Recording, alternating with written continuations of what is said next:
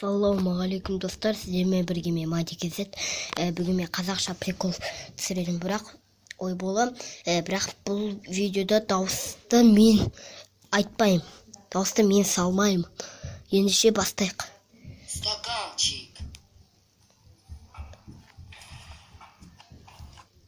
Неге саған стакан? Мен өзімнің стаканда келдім дауысат болмас үшін. Я, сен ақымаққа ұқсап тұрсың. Мен әлемді құтқарғым келеді өзім. Қарағанда, мен әлемнің өзім стаканымен құтқарамын. Бұл күлкілі емес, шын айтам.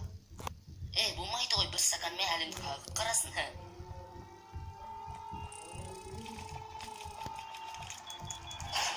Не болып қалды, білгіштер? Жоқ, мистер президент, кешіріңізші, әлемді мен құтқара алмаймын. Өтініш кешіріңізші, мен әлемді құтқарғым келеді, бірақ та болмайды. 1%-тен кейін немене 1%-тен кейін барлығымыз өлеміз. Ожог батыс жақтан сигнал беріп тұр. Жоқ, ол адам табу керек. Супермен табу керек.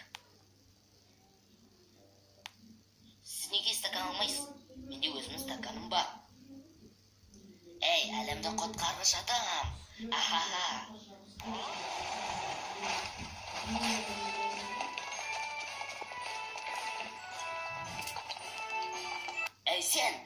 Сен білесің бе, әлемді құтқардың. Саған басымды иемін, мистер президент. Сен әлемді құтқарған үшін, сен қарымда мен мырзаға, мынау кісі әлемді құтқарды, біздің елімізді құтқарды. Саған марапаттау беремін, өзімнің сертификатымды. Құттықтаймын.